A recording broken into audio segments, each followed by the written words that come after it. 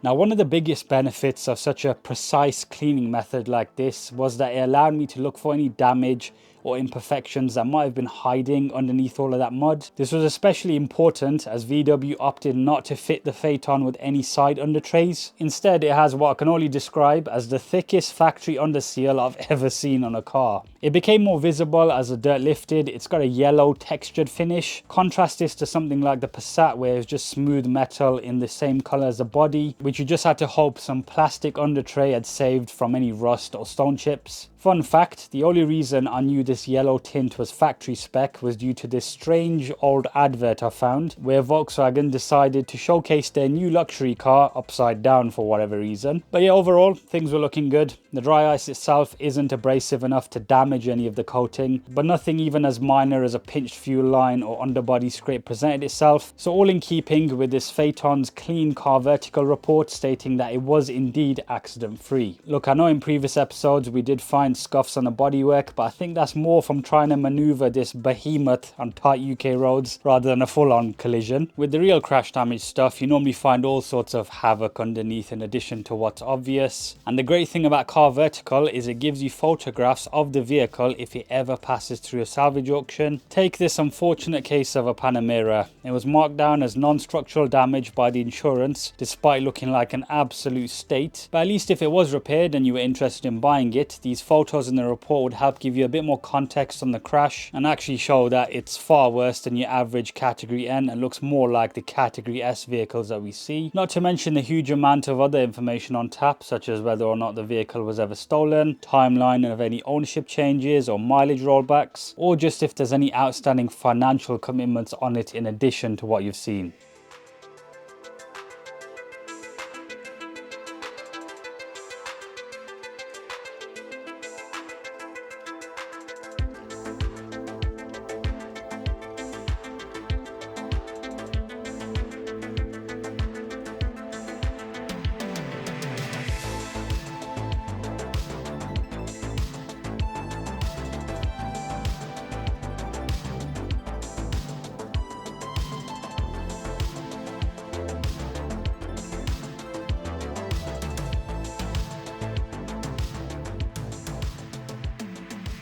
Definitely was a bit of an experience filming that. It was like standing in a sandstorm for the most part. But big thanks to the Ice Blasters for their involvement on this project. And without further ado, here's the end result of all of their hard work.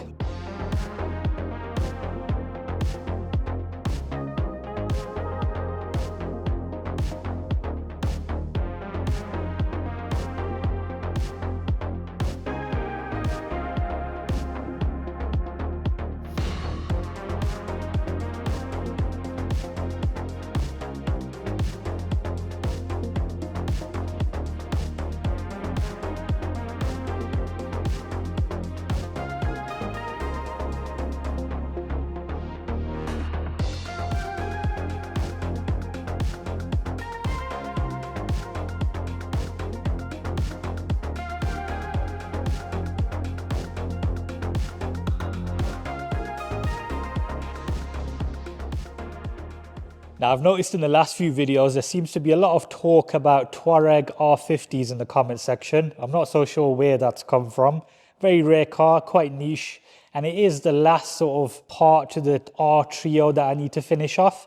But check this, I've even managed to find a car vertical report of one that's got a dodgy history. You never would have thought that would happen, considering there's so few of them. But we'll have a look on the screen together. 2010 in Biscay blue, as it should be. Quite odd because it's normally 2008. But look at the state of this mileage. That must be the craziest rollback I've ever seen. I don't know how they got away with it. They sort of chopped the mileage in, well, they knocked off like 70,000, which is insane, and then carried on driving it and going about their business. But yeah, it goes to show what's out there, even if it is a supposed rare car. Is a V10 TDI something that you'd like to see? That's something that I'll let you guys decide. Now, to help keep yourself safe and covered from all of this dodgy activity in the motor trade, make sure you go down and click the link in my description to save a bit of money on your own car vertical report, or alternatively, you can use my code, which is TRH. But yeah, back to the task in hand, the Phaeton W12, now that it's been blasted with some dry ice. There were a few areas that we didn't touch, for example, these various radiators. I did mention it to them, but they said that it wouldn't be ideal because they're quite old and crusty. There's a good chance they might get damaged even with the most light of pressure. But yeah, all of these pipes and plastic clips are all just free of dust now, which is a lot more appealing. You can straight away identify that that bracket there is rusty rather than it all just looking brown. That was the whole kind of goal with the job. Dust shields came up pretty good. And yeah, you can see that lovely paintwork in the arch now, especially when you stand from here. Very nice. Rest of the body looking good. As mentioned, it does have the yellow vibe. which is still visible towards the front, but no real rust. I have seen some Phaetons now getting very rusty sills. Obviously we do have very thick coating on the edges, so there may be some hiding back there, but it's by no means terminal. Not something I need to worry about just yet. Heat shields look amazing now, especially against those silencers. Very pleased with that. Fuel lines, same again, looking fantastic. And of course, we can't forget the fuel tank, which now actually looks separate to the rest of the car. Black plastic. Yeah, that view down there. Now, whilst most of the car was now looking pretty good post-ice blast, the same couldn't be said about the subframes, especially on the rear axle. They're made out of steel on these early Phaetons, and by the looks of it, seem to attract the disease known as rust. But of course, there's always a solution to every problem on a vehicle, even one as complicated as a Phaeton. In front of me right here, we've got a brand new genuine subframe all the way from Volkswagen in Germany. I never thought I'd actually be able to find one, especially at the price I paid for it. It was less than 300 euros, and for some reason they had a sale on. The part number does match on the system for that VIN, but they had it advertised for a front wheel drive Phaeton. Yes, something like that exists. They made a front wheel drive manual 3.2 VR6 Phaeton. Wouldn't mind driving one of those, to be fair. Now, I was in two minds about whether I was going to be doing this job, but now that it's in front of me and I've seen what that looks like, even after a fair bit of care and attention, I think we'll just go ahead and start dropping the rear end in this video. I had a bit of practice on the R36, so it's the same sort of deal. The front we'll have to think about. We're going to kick the process off by removing that bulky back box, but of course on a Phaeton that requires the rear bumper to come off, and that requires the rear lights to come out. Typical Volkswagen Group chain reaction. No matter what you try, you do end up putting your head into the corner of the boot. Wow, that definitely didn't get dry ice blasted. That's the seal that's perished, so in addition to upgrading these, I'm going to try and find a set that has a decent condition rubber seal.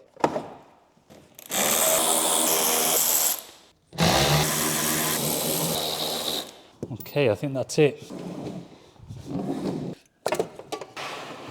The body doesn't seem to be hiding any rust back here. Rear crash bar, which looks like steel, doesn't have a speck on it. Well, there's a speck there, if I'm being honest. What's funny is those little slits for the exhaust. I mean, look at that. Not quite the quad outlets that you see on the lower bumper. The initial plan for the exhaust was just to focus on the rear section, but if you do that on a Phaeton, the middle section just ends up flopping downwards, putting excess pressure on the front flexes. There isn't even a single cross brace in the whole tunnel area for them to sit on either, and the only reason I think this is the case is because of the chassis stiffness goals set by Ferdinand Piëch. They must have just decided it doesn't need any, as even cars like the A8 have a bunch of cross braces, and the Passat definitely does. Anyway, this isn't too much of a problem for us, as I do need to remove that section for a segment later in the video, but it's just crazy finding out more things about this car as we go along. Like, for example, these front studs being so corroded that I had to chop them off. See if they separate. Yes. These, I believe, are secondary cats, so maybe there's a shot I'll leave them out for more sound. Who knows? Because they are some more up top. These don't have any lambda sensors or anything going into them, so they'll just freely come out. All right. Okay, they come out separately. I don't know what I thought they were doing. Makes it a bit easier, doesn't it? There you go. Phaeton secondary decatted.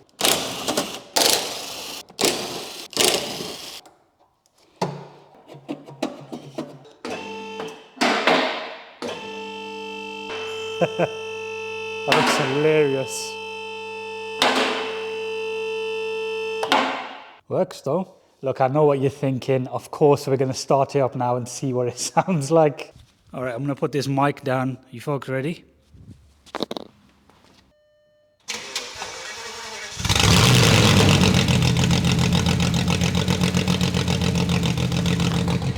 Oh my God. I don't know what to say.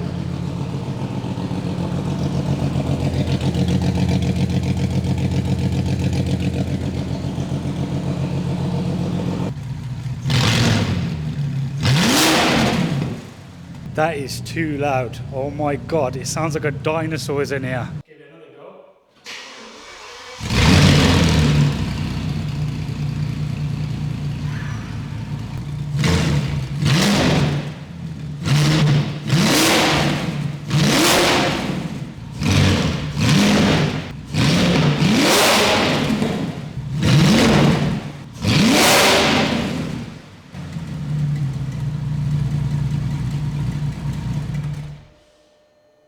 Looking good.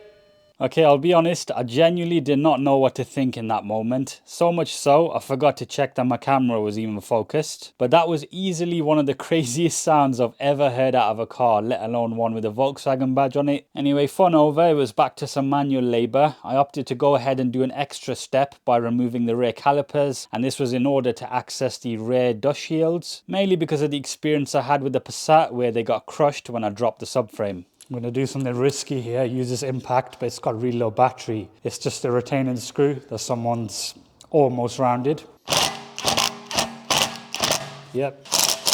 Disc off. See, these shields right here is why I'm even doing this job. They're very expensive and these are OEM and there's no real rust on them, so I'd rather keep them. There we go. Get this heat shield off next. It was tight before, but I think one of the clips got blasted off when we cleaned it with the ice.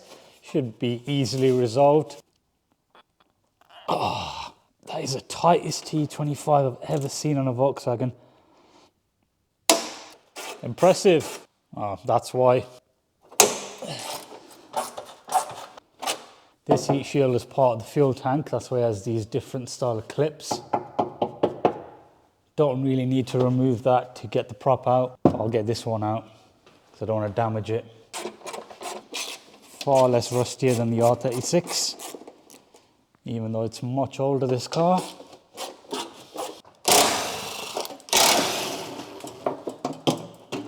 Ah, this heat shield is a center support bracket.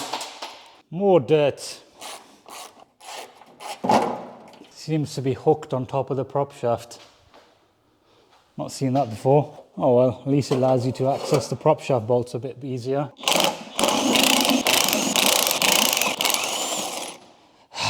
Sigh of relief, breathe in. No cutting required.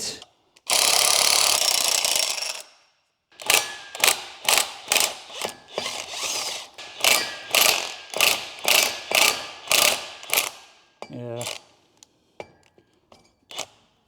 I know, spoke too soon, and yes, the other four didn't budge either and rounded themselves also. Maybe I'm to blame or maybe I'm not. Either way, the old friend had to come out. The thing is, with these prop shaft bolts, even if you cut the head off, they're still really long, so they basically turn into studs. And even with the center bracket detached, there isn't really enough play in the prop shaft to lever it off the rear diff. I did try pulling it out of the front first, and even though that side was unbolted cleanly, this thing was completely seized in place. I guess that happens when something hasn't moved in 20 years. Now I have got a solution for this, which I have got practice on with the R36, but it's not very OEM, let's say. Requires a bit of blunt force, but we'll get back to that shortly. For now, let's move on to a task that requires the opposite of blunt force. Okay, welcome to the most daunting part of this whole job, brake lines.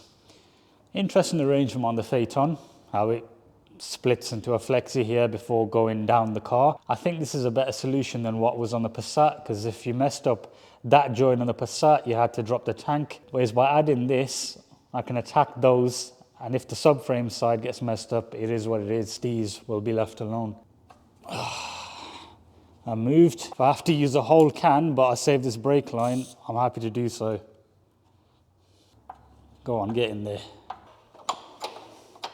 Okay, top one now freed as well. Bit of persuasion and angles of the spanner to try and get around this one and not nick it. It looks like brake lines are detached. And some final bits of admin before going into the main event. Disconnecting the wiring loom from the level sensors and ABS sensors, and the physical handbrake cables going into each caliper, pulling them through and moving them completely out of the blast radius. I've just double checked the differential and I don't think there's any wires going into it, which is new for me because I'm used to Haldex cars where there's a little controller and you got to unplug it, but I can't see anything on this. It's literally just a diff. I'm going to slide the workbench in now. We'll lower the car down onto it, sit this cradle on there, and then go around in each corner and unbolt it essentially. We still have the prop shaft there, as you can see, but it is of course loose on this end. I'm going to just use a bit of maneuvering once it's unbolted to try and free it. Now you can sort of see there, you've got a bit of droop from the arms on each side. So to account for that diff cooling fin, I've put some tiles I've had spare in the middle to try and raise it up. You can move it forward now. I don't really like to give myself too much credit, but that's a pretty good guess. That's the arms rested on the table. I haven't compressed anything. And look at the diff cooling fin. It's right on there. So I think the ratio is good. The only thing is, I have got it slightly offset, as in it's quite a bit forward. And that's because I want to get an impact gun on this front subframe bolt. And I need the space under there, otherwise the table will be in the way. Rookie mistake. Almost forgot to disconnect the strut. Maybe that's the disadvantage to working late.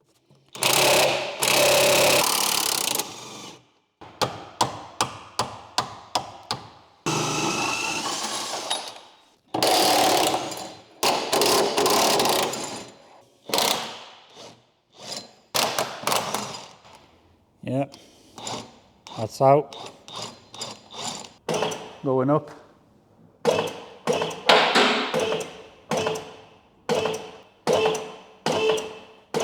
Seems to be going.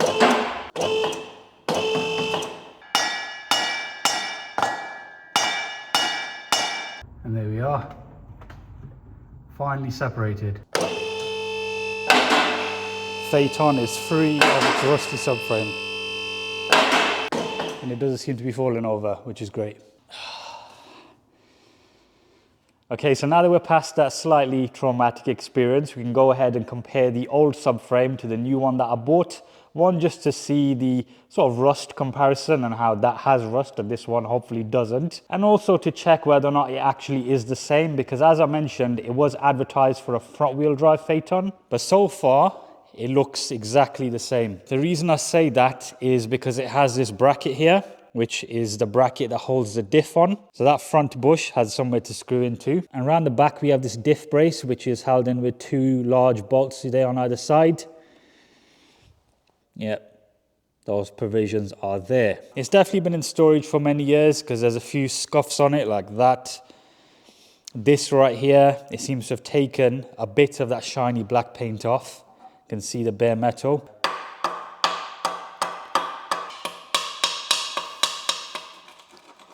I mean, it is solid under there, but a lot of the kind of top layer is coming off. See what happens on this corner.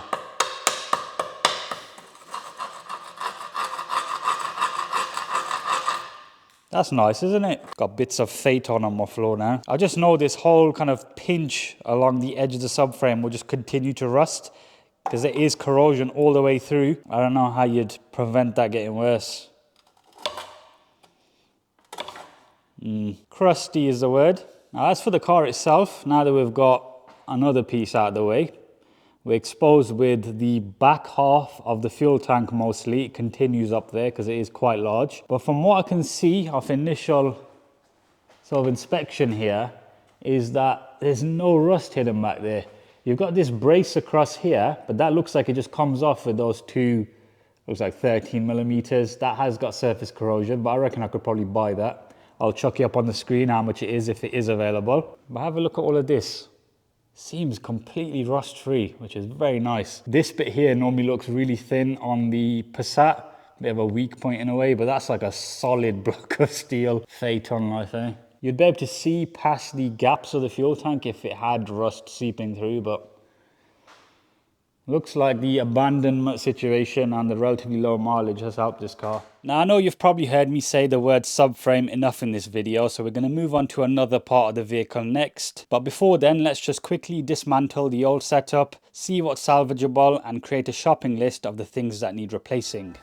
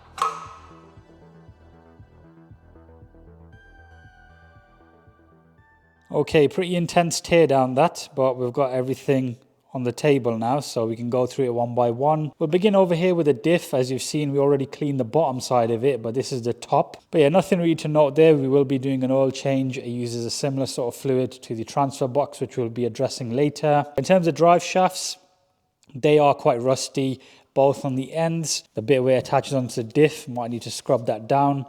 And the actual center bit here, there's quite a lot of corrosion. The black paint is worn off. Now, I believe these are the same on many different models of the Phaeton, so I'll have a look what's available online. Maybe we can get some better condition ones before resorting to having to refurbish these, but that is still an option. Thankfully, there's no leaks. Pretty much the same deal on this side. Rust up here, rust in the center, but this one still has the VW logo sticker. But if you flip it around, yeah, seems one side of it is much more exposed to road elements. I think the explanation for that is probably when it was parked, the drive shaft was in that position.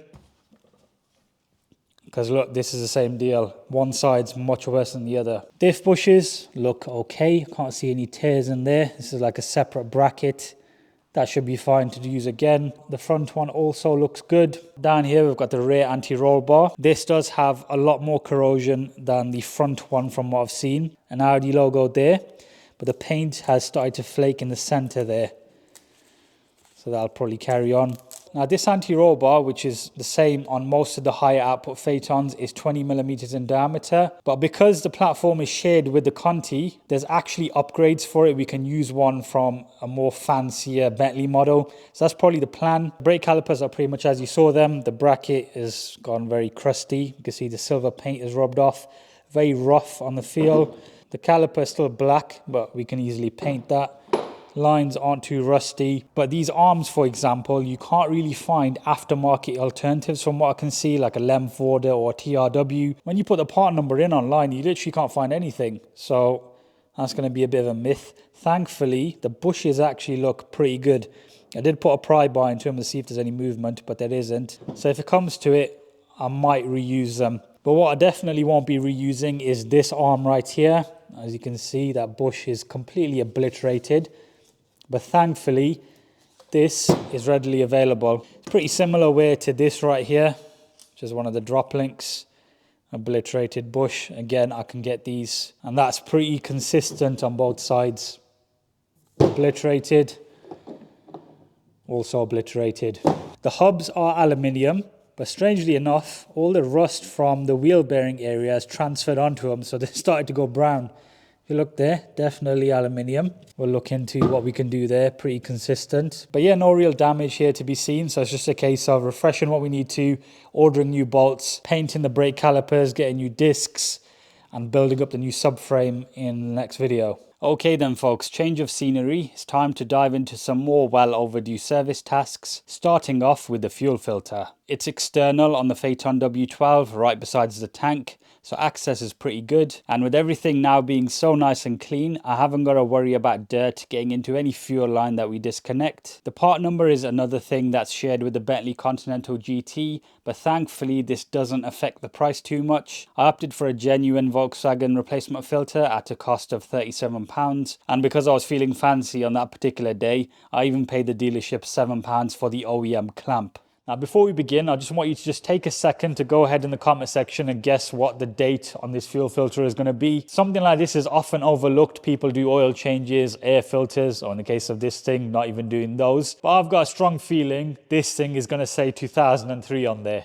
The removal process is pretty simple. There's a push fitting on each end and a Jubilee clamp holding the plastic cover that the filter clips into. Trouble is, the head of said clamp was pretty rotten and tucked back at a silly angle, presumably to keep it away from the road elements. But all this meant was that I couldn't get a good grip on it with the screwdriver without the risk of rubbing on one of the more fragile lines sitting against the body. So after taking a bit of time to assess that risk, I decided to just Dremel it in half, which is another risk as ideally you don't want sparks next to a fuel source. But I couldn't smell anything to indicate that there was a fuel leak, so I just went for it. There you go. All right, one end's off.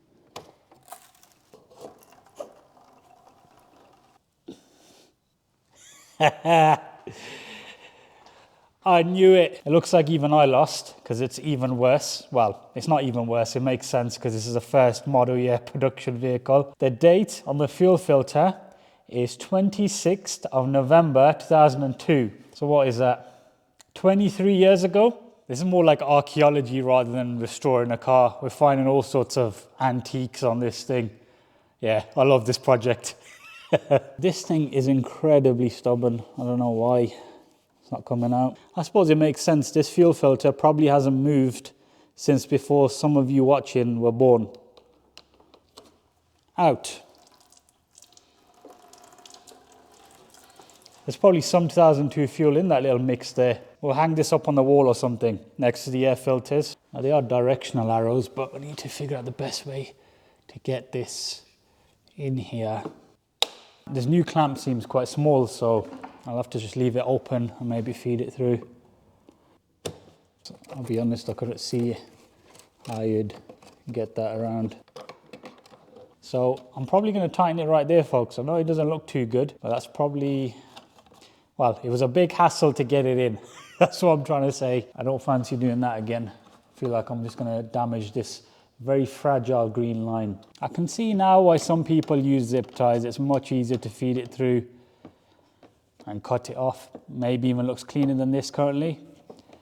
I don't like the fact that this is exposed, but at least it's all original. And there we have it, fuel filter done. So next up on the agenda is the remaining oil leaks. We've got 2 on the Phaeton, but initially I thought it was just 1 as the transmission sump has been leaking for some time. But the thing that never really made sense to me was why was this metal bracket so drenched, as it's kinda out of the blast radius of the sump. So I did some digging on the good old forums, and it turns out it's likely coming from a worn seal inside the transfer case, and that's on the back of the gearbox. I guess the only way we're going to find out is by getting to work, but if this hunch is correct, it means we have 2 completely different types of oil on the floor, as the transfer case uses differential oil. So I assume when I take this bracket off, all of the oil that's been leaking from that seal is going to be sitting in here, because there's no way that we could have blasted that out with the ice.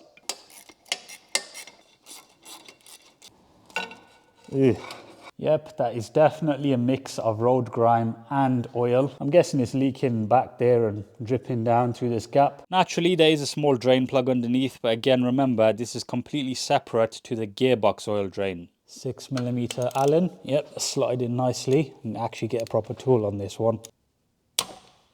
See what color this is. Okay, looks nice and golden brown, which is a positive. Next up, we need to get the drive shaft kind of cup in there out. There's a T40 buried deep in there. How did that just come out so easily? Covered in oil, but, or maybe that actually helped. That is the easiest bolt I've taken off this whole car. Nice. Now for the flange itself, this is where the seal is located. All right then, how does this come off? Oh, like that. I'll weigh something. Let me put this pry bar down. And that right there is the back of the transfer case, or if you just want to say, the back of the whole gearbox, in a way.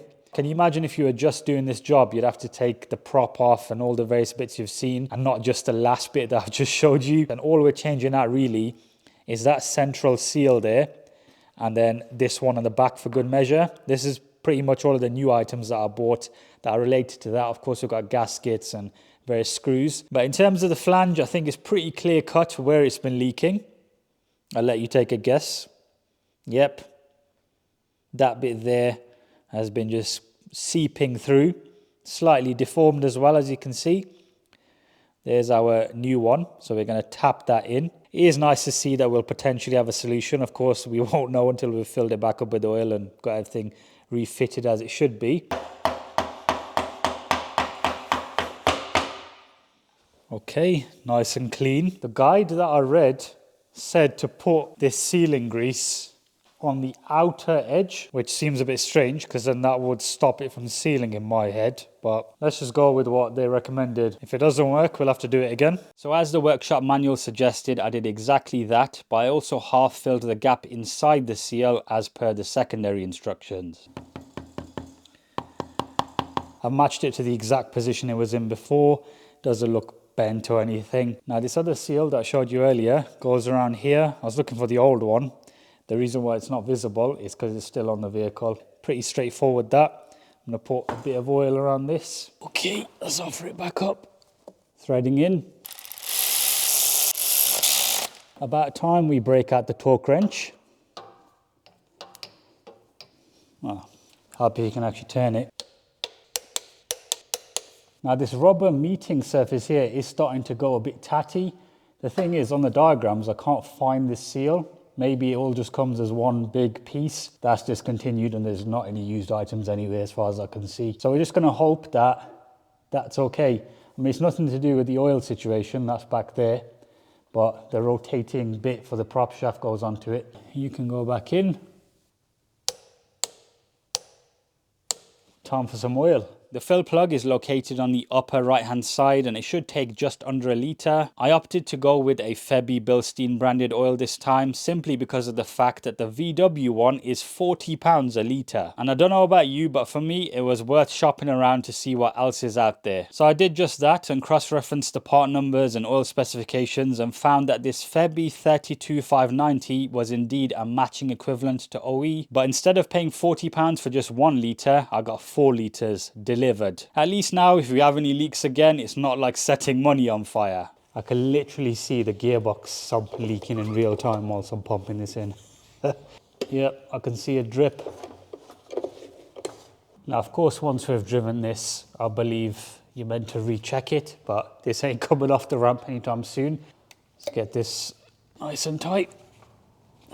No real space for a torque wrench there, and it is the old fill plug, I am aware of that. But I'll probably change that once we've done a test drive. I will monitor the situation to see if the problem reappears, but for now it's on to our second more substantial leak. The ZF 5HP 24 gearbox in these Phaeton W12s are arguably one of the more weaker points in an otherwise overbuilt car. It was already pretty old technology when they fitted it to these things back in 2003, and even though these W12s are rare, it seems like every other example I see either has a reconditioned gearbox or the vehicle is now scrap because it failed. It's the main reason why I'm yet to even drive this thing more than a few meters, as the risk just wasn't worth it until we inspected everything. The only record I've got of any service work was at 35,000 miles. Not too bad at initial glance, as the car is currently on 73,000. But then you realize that was actually in 2007, which was 18 years ago. Also, it just says ATF changed. Does that mean it was literally a drain and fill situation, or was the sump removed to refresh the gasket and filter that's inside? Either way, I've got no paperwork to back up that little scribble in the service book, so just like the rest of the car, it's time to investigate. Now, just like the engine oil service, I've gone ahead and got myself a bucket that's clear so you can see, and it has measurements on the side, so we'll just establish how much comes out. You're never really going to get a complete drain with a gearbox because there'll be oil in the torque converter, but from what I've read, I think about 6 litres should come out, so we'll see. I think that's a 5. Yep, it is a 5mm. Let's go for it. What colour are you going to be? There we go. Ugh. Wow, that is dirty oil. Oh my God. I'm sure it's not meant to be that colour. Yep, that is very dark, isn't it, folks? Already up to 2.5 litres according to the bucket. We'll let that carry on. The final drain amount ended up being just shy of 4 litres according to the bucket. Initially I thought it was quite low, but then I referred to the workshop manual and it said that a change is 4 litres. So let's just attribute the missing few millilitres to the leakage over however long. Next we can move on to the sump, which is held in by numerous T27s, but that isn't going anywhere until this subframe bracket is out the way. Wow, that was not tight at all.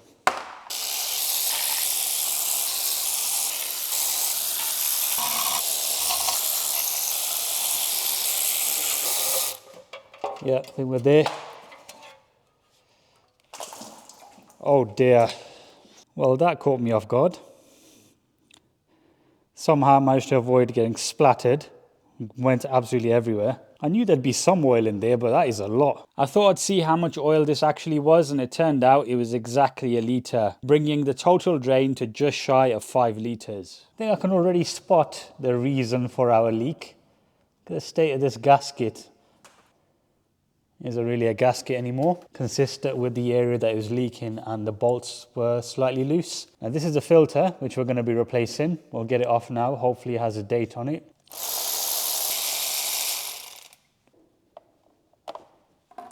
Yeah, more oil. I gave it a good clean, but unfortunately none of the numbers or wording on it indicated a date. So it's either from that 2007 service or it's just never been changed. One thing for sure, it's an older design, as a replacement filter has a revised lower funnel that is now straight instead of angled like the original. I got it as part of a complete ZF service kit which comes in this very nice branded box. It has everything you need for the job, including plenty of the correct grade ZF Lifeguard 5 fluid, replacement O-rings, drain plug, magnets and the all-important sump gasket. And on the topic of the sump, it was a complete mess as expected. Parts of the original gasket were still stuck to the edges, again adding to the theory that it's never been off. The 4 magnets inside did have a bit of glitter to them, but nothing that I can form a conclusion on. Ultimately, the gearbox still does work at this point, so we haven't got nothing to worry about. But what wasn't good was just how disgusting the remaining oil residue was. I gave it a thorough clean, but it was literally like wiping mud. Not something you'd expect to be running through the gearbox of a 12-cylinder Volkswagen. Anyway, here's the end result. Pretty much night and day. Okay, so when it comes to O-rings, there's 2 different ones in the kit. One goes on the filter here. So that sits like that. We're going to coat it with some ATF. Then there's a fill plug, which I've bought a new one of. This also has an O-ring, but it's slightly thinner. The key thing with this is you don't need to put it on until you've done the final filling procedure. But yeah, for now at least we can get the filter in, and then we can move on to the sump and that gasket. This isn't high torque or anything. So even though the other magnets can be cleaned up, we've got some new ones supplied with the kit, so I might as well use them. All right, time to offer up the pan. It's like 27, I think, or 26. The only reason I know that is because I had to order all of these new. We're going to torque them up in a crisscross pattern, 10 Newton meters.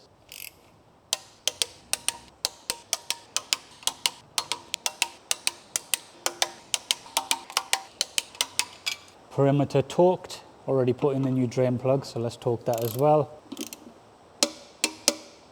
Let's get the fill plug out now and start putting in some oil. Massive 17mm Allen key on the end of this.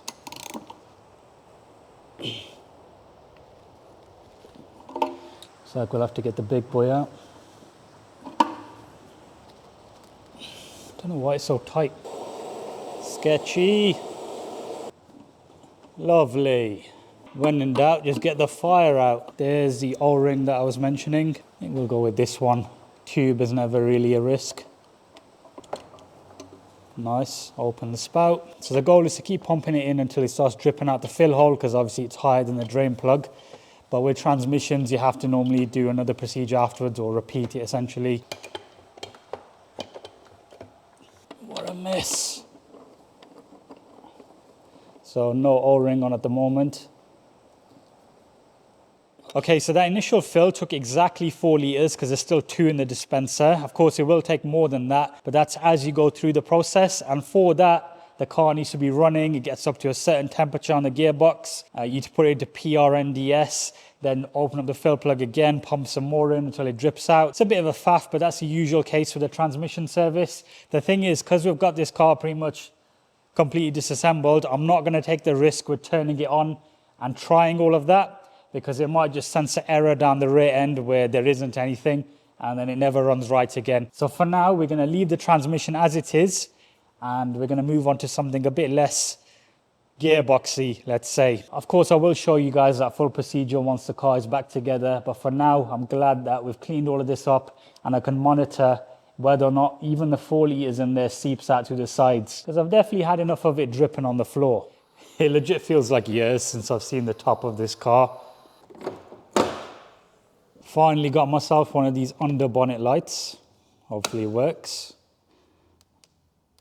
Right, so I thought for this last bit of the video, we'd spend a bit of time in the engine bay of the Phaeton W12, the magnificent thing that it is. Now, for those who are a bit eagle-eyed, you may be noticing it's looking far cleaner than it did before. And that's because the ice blasters went over the whole engine bay, including up in the scuttle area.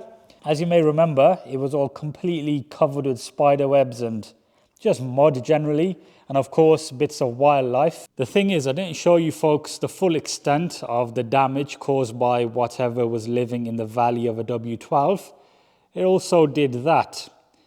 So a nice little hole in the bonnet insulation. See, when I first went to view this vehicle, I did notice that, and I was thinking maybe it's got electrical issues due to a rat burrowing in there, which is still a possibility. I mean, we haven't completely sorted this thing out. Something might crop up in due course. But let's just take a closer look at the work that the ice blasters did in the engine bay. Intake manifold got a thorough blasting. Some of you may recall in the previous video when I painted these rocker covers, I didn't touch these or even attempt to clean them. That was a deliberate choice because I knew they were going to go over it in the underside clean, because normally what happens with all the muck that's on the underside, it gets pushed through all of these gaps and they do tend to give the engine bay a blast regardless. But then I had a full thorough cleaning on top of that. But back here is where they really went to town, because you didn't even see the grey paintwork like you can now. Obviously some of the things are just generally worn, like them slightly brown Jubilee clamps, but I can always replace them. It just looks like a high quality engine bay. I'm not saying it didn't before, but now when you open the bonnet, it really is pleasing to the eyes. Until you look upwards at that bonnet insulation, of course. Trouble is, a new one is no longer available to buy from Volkswagen, so I had to settle for a used item in semi-good condition. It does have a few marks, but it was the only one online that didn't include a whole car along with it, and it was £18 delivered. We also can't forget the cabin filters, another one of our scheduled service items that's probably long overdue. They're located just below the insulation on either side and are readily available to buy OEM. The last thing we need here is a car with one of the most advanced AC systems ever made, smelling bad inside. Push this way, comes out. Easier to remove than I remember. Yeah, rocks are falling already. Oh no, it's more of them. It's more of them. I'm so glad I put this cover down. They're literally falling out again. Acorn things would have fell back in the engine bay where they first started. And that's the back of the insulation. Not exactly the nicest thing. Yeah, it definitely ate its way through that. I don't know what diseases are on the back of there, but I'm not going to touch them. As for this one, it's black on the back side. They're the same part number, it's just that one turned whatever colour it did. Before refitting our new previously used bonnet insulation, I thought I'd just go ahead and tidy things up. Nothing fancy this time, I just used something called water and then decided to hit any of the living creatures inside the bonnet with a tornado of air. There we go. Right, whatever was living there now no longer has a home or any form of presence. That is a crazy shot. I just realized you can see the reflection of the W12 in the paintwork. Almost want to leave that, to be fair, but no. Luxury comes first. All right. I know there's some channels out there doing much more exciting stuff, but we're here putting in new bonnet insulation. As I say, there's a niche for everything. Oh, that's a nice feeling. I've got all of the clips. That is in. £18 well spent. Looks like you just pull on those two tabs. You would assume that, but I don't really like to assume stuff on this car. Anyway, let's give it a go. Why is it so tight? Preparing for the possibility of it potentially breaking. That's not nice. There's no way to do this gracefully.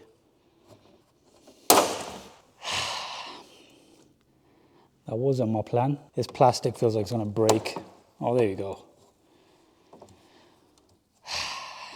Lots of dust. Okay, new versus old. That's of course the new. It is barely noticeable though, which means that this hasn't really been exposed to much, or maybe it's just generally very sealed. It's not bad at all. It's genuine, the original one. You can see that by the part number, 3DO. Does it have a date on there? 25/10/2012. 5/5 maybe. Yeah, that makes a bit more sense. They've completely changed the writing on the new cabin filters. They're a lot more easier to read. Part numbers right there. And this was made on the 3rd of June 24. The big one, 4th of May 24, made by Man in the Czech Republic. All right, I've just cleaned up all of this plastic housing and any dirt that was stuck in there and around here, so it should look nice. Get the large filter in. and hope this closes now. They definitely could have designed this a bit better. Got that back on. Now, if you place it here, carefully, swing it up. That seems logical. We're still a bit loose here, but it's not going to be falling down.